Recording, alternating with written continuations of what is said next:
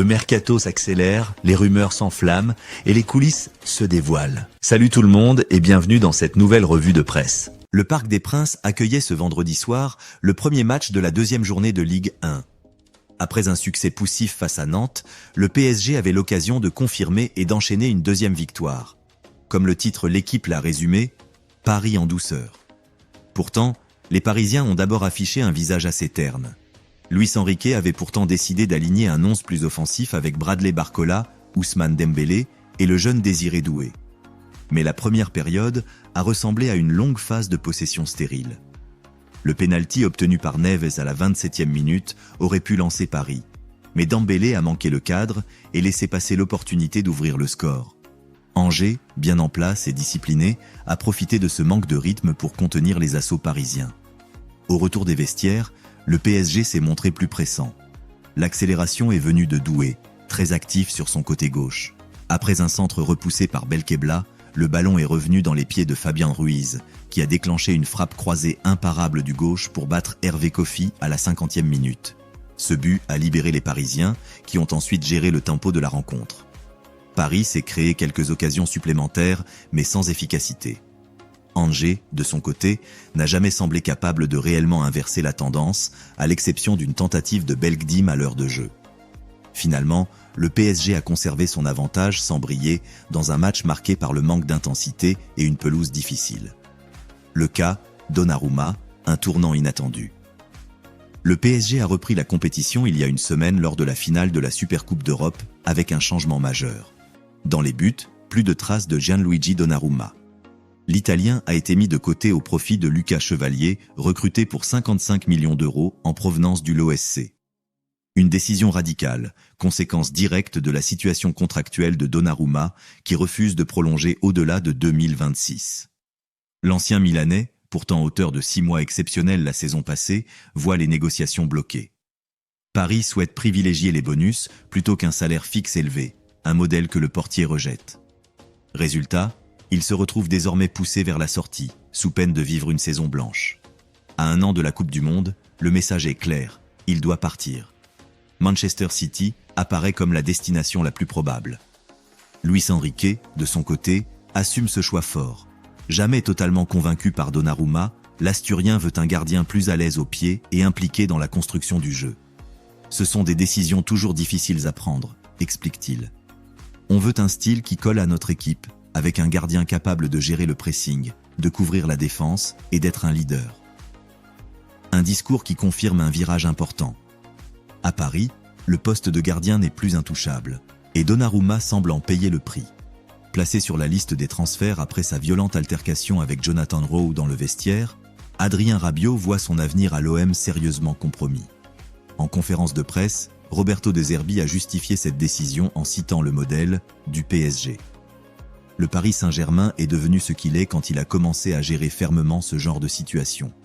Adrien reste quelqu'un de bien, mais son entourage a mal géré. C'est normal qu'un club écarte un joueur impliqué dans une telle affaire, a expliqué le coach italien. En évoquant la rigueur instaurée par Luis Enrique à Paris, où aucun joueur n'est au-dessus du collectif, De Zerbi envoie un signal clair. Discipline et image du club passent avant les individualités. Une manière de rappeler que l'OM ne compte pas céder à la starisation ou aux caprices internes. Selon les informations rapportées par le quotidien Marca, le FC Barcelone version Hansi Flick démarre la saison avec seulement 17 joueurs de champ et 4 gardiens officiellement inscrits en équipe première. Une configuration similaire à celle de la saison passée, mais avec un profil d'effectif différent. Dans les buts, le Barça recense Ter Stegen, actuellement blessé, Iñaki Peña, proche d'un départ, Johan Garcia et Szczęsny, qui n'a pas encore été enregistré. Flick pourrait donc se retrouver avec 3 gardiens, comme la saison précédente. En défense, 6 noms sont présents. Balde, Araujo, Cubarsí, Christensen, Koundé et Eric Garcia. Le départ d'Inigo Martinez est compensé par la volonté du club de garder Gérard Martin parmi les pros, ce qui permettrait à Flick de conserver une profondeur défensive proche de celle de l'an dernier. Au milieu, Flick peut compter sur Gavi, Pedri, Fermin, Casado, Dani Olmo et Frenkie de Jong. Le coach a toutefois perdu Pablo Torre, parti à Majorque. En attaque, le secteur a été renouvelé avec l'arrivée de Marcus Rashford, qui rejoint Ferran Torres, Lamine Yamal, Lewandowski et Rafinha. En revanche, Ansu Fati et Pau Victor ont quitté le club, mais ils n'entraient pas dans les plans de Flick. Même si l'effectif paraît plus réduit en quantité, Flick dispose de plus de qualité et de compétitivité dans ses choix. Le départ des joueurs peu utilisés, Fati, Tor, Pau Victor, n'affaiblit pas réellement le groupe. Le seul vrai manque concerne l'expérience défensive d'Inigo Martinez. De plus, le coach allemand mise énormément sur les jeunes de la Masia pour élargir son banc. En clair, le Barça n'a peut-être pas le nombre, mais il a le potentiel et la fraîcheur pour mieux performer que la saison passée. On file en Angleterre Isak, un feuilleton qui tourne au casse-tête pour Newcastle. Eddie Howe, l'entraîneur de Newcastle, a reconnu ne pas avoir vu ni parlé à Alexander Isak depuis une semaine. L'attaquant suédois, déterminé à rejoindre Liverpool, se trouve désormais au cœur d'un conflit que Howe qualifie de situation perdant-perdant. Liverpool a déjà tenté sa chance avec une offre colossale de 110 millions d'euros, refusée par Newcastle, qui n'entend pas céder son joueur aussi facilement. En réponse, Isak a publié un communiqué accusant son club d'avoir trahi certaines promesses, estimant qu'un départ vers un grand club devait lui être facilité en cas d'offre importante. Les Magpies, eux, nient catégoriquement cet accord implicite. Le buteur de 25 ans s'entraîne désormais à l'écart du groupe et a manqué le premier match de la saison. Absent également contre Liverpool lundi, son avenir reste flou à l'approche de la fermeture du mercato le 1er septembre. Howe, qui tente de ménager toutes les parties, affirme qu'il serait heureux de réintégrer Isak si le joueur venait finalement à rester. Car Newcastle, en quête d'un attaquant, a enchaîné les échecs. Ekitike, Sesko ou encore Joao Pedro leur ont échappé, tandis que les offres pour Yohan Wissa, Brentford et Jørgen Strand Larsen, Wolves, n'ont rien donné. Le technicien anglais insiste sur la qualité humaine et sportive d'Isak, convaincu que ses coéquipiers seraient prêts à l'accueillir à bras ouverts malgré la tension actuelle. Mais entre un joueur qui se sent trahi et un club qui ne veut pas céder sous pression, le bras de fer pourrait s'éterniser. Cette affaire illustre la difficulté pour un club comme Newcastle de concilier ambition sportive et gestion d'actifs.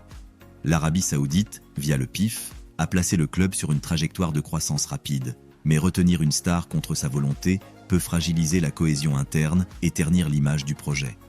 D'un autre côté, céder Isak à Liverpool renforcerait un rival direct, ce qui serait perçu comme une faiblesse stratégique.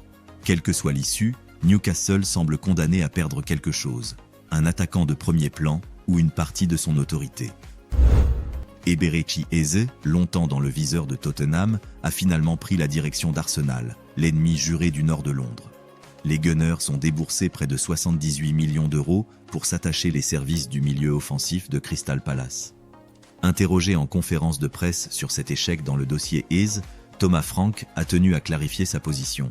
« Je ne parle pas de joueurs qui ne sont pas chez nous. Il y a beaucoup de rumeurs qui ne reposent sur rien. Une chose est claire, je ne veux pas de joueurs qui ne souhaitent pas rejoindre Tottenham. Si un joueur ne veut pas porter ce maillot, il n'a pas sa place ici. » Une réponse ferme, qui montre la philosophie du coach danois.